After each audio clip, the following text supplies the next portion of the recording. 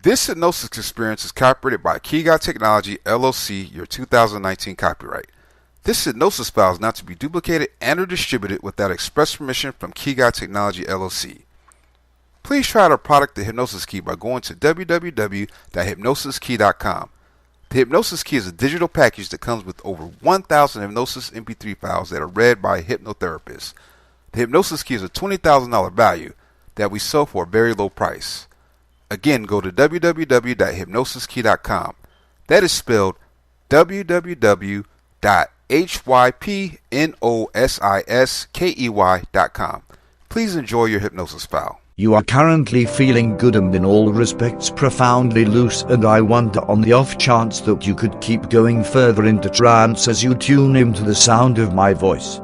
Or on the other hand, it could be that you are now in the most profound dimension that is feasible for you to go right now, and provided that this is true, that is great, in light of the fact that your oblivious personality realizes that there are issues you might want to or need to address. What's more, you are tuning into me today since you are worried that you may have been giving counsel when it wasn't required or requested, and I'm certain the exact opposite thing you need is to be named as somebody who meddles in the lives of other individuals. Also, I realize how troublesome it can appear to simply kick back and watch individuals you care most about commit errors. Now and then you believe you can predict what is liable to occur on the off chance that they carry on as they are doing, and you need to spare them from rehashing their oversights and help them to make the best decision. Presently there is one thing I feel beyond any doubt of, and that the general population who you have offered guidance to know where it counts that you are endeavoring to help, and I'm almost certain they additionally value your worry. In any case, as you probably are aware yourself, we as a whole commit errors throughout everyday life. Now and then we simply continue committing a similar old errors again and again, and presumably get injured all the while. Different occasions we may commit an error once, and that is it. We gain from that botch. At the point when that happens, we are lucky on the grounds that we realize that we've made the best decision, and the exercise we learn is regularly one that will remain with us until the end of time. What appears to have occurred with you is that you have gotten so used to giving guidance that you likely don't understand you are doing it now and again. Giving counsel has turned into a programmed response. What's more, by one way or another, it has gone to the consideration of your cognizant, thinking mind that the time has come to quit giving exhortation, with the exception of when it's requested.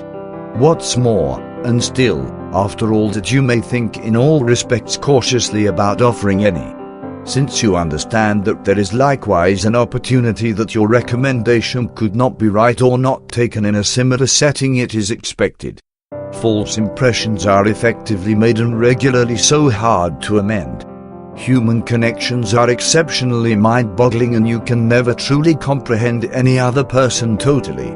All things considered, it very well may be hard to comprehend yourself on occasion. There is additionally an opportunity that others may scrutinize your aim when guidance is given without being requested. This is another motivation behind why you have chosen to stop. You are starting to understand that when individuals whine about their troubles are encountering, they have normally considered or investigated every one of their choices and chose, for reasons of their own, that those choices weren't appropriate for them. You may likewise understand that giving counsel just improves you feel. You feel that you've accomplished something to help, or that you're a decent companion appearing by pointing them the correct way. What you frequently don't understand is that counsel isn't what they were after. All the individual truly needed was somebody to offload themselves onto, somebody who might tune in and gesture and identify with them.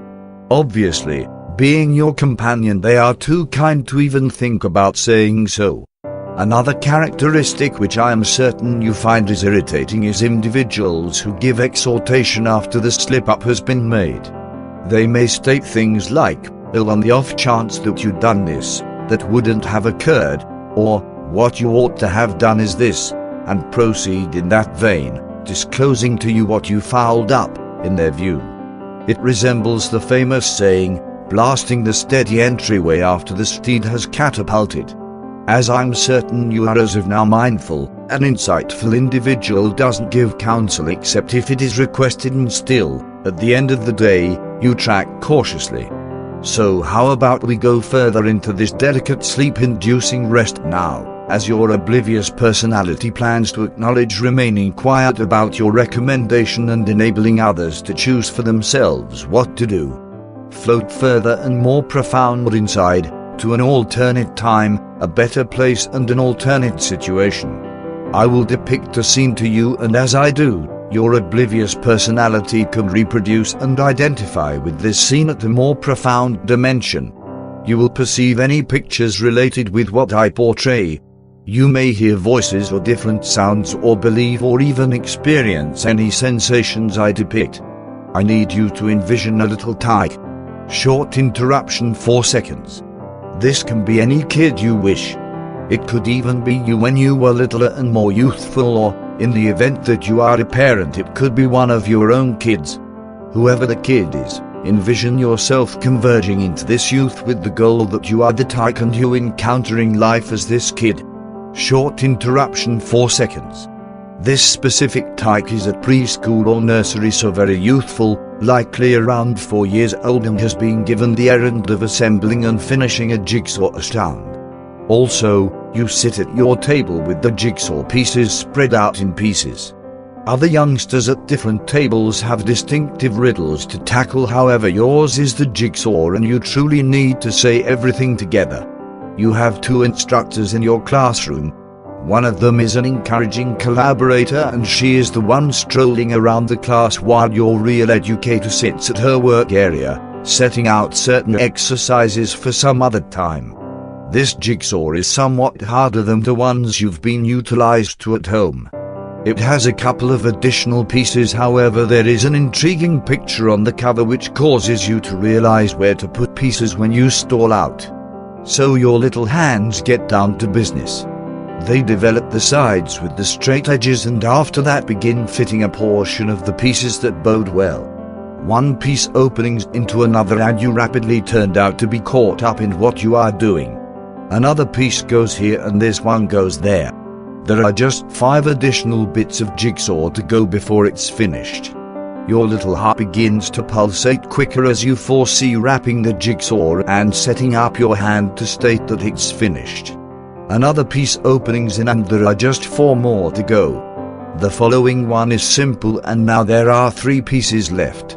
However, with just 3 pieces to go, it is difficult to perceive how they fit. You attempt one topsy-turvy and afterward on its side, yet it wouldn't like to go. You take one more of the rest of the 2 pieces, yet that doesn't appear to fit either. You realize that it must fit, yet once more, you turn it along these lines and that, resolve to make sense of it, and you verify whether alternate pieces have been fitted accurately. You are not to be vanquished, so you take the 3rd bit of jigsaw and are going to fit it when the educator's aide touches base at your table and calls attention to where the piece goes. Reluctantly, you opening it into the space. At that point she indicates the following piece and demonstrates to you where that one fits and which approach to place it in. What's more, obviously, it does fit, and now there is just 1 bit of jigsaw left to go, which you know can just go there. The educator's associate instructs you to put your hand up to state that you have completed, and the instructor comes up to your table and praises you for being the primary youngster to finish their riddle. In any case, rather than inclination glad as you'd expected to feel, you are intensely baffled since you realize that you didn't complete it yourself. The instructor offers you a sticker with a star, however you mess it up and burst into tears. As the instructor and her associate endeavor to comfort you and discover what's up, you think that it's difficult to let them know since you understand the associate idea she was helping you out. Be that as it may, your educator is more established and smarter than you and might suspect she can comprehend the reason you are disturbed. Presently envision that equivalent scene, yet with an alternate result. There is another jigsaw on your table that you are assembling. It is indistinguishable size from the first, and the jigsaw has a similar number of pieces. You have fitted all the outside straight edges and portion of the center, and once more, there are only 3 pieces to go. You attempt the first, along these lines and that. You have a go at fitting it in each of the 3 spaces, and still it wouldn't appear to like to go in, so you move on to another piece and experience a similar procedure with that. You attempt it upside side and sideways in the main space, then the second, however the piece won't go in. After around 5 minutes of attempting futile, you put your hand up and approach the educator for help. The instructor comes up to your work area and sits on one of the little seats along the edge of you. You demonstrate her which piece you are attempting to embed, yet this educator realizes that you need to make sense of it for yourself.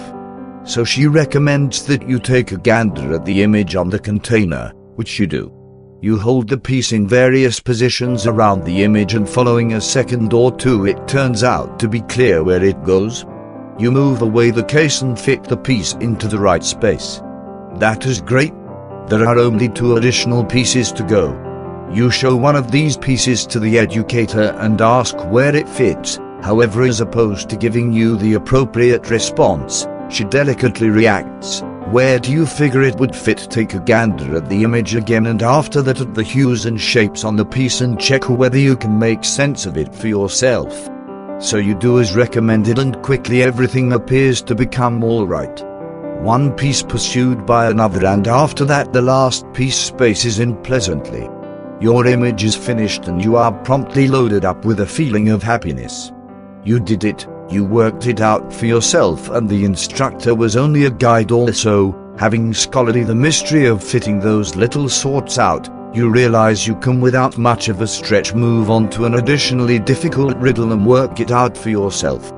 Presently I'd like you to separate yourself from this picture of your littler self in the classroom.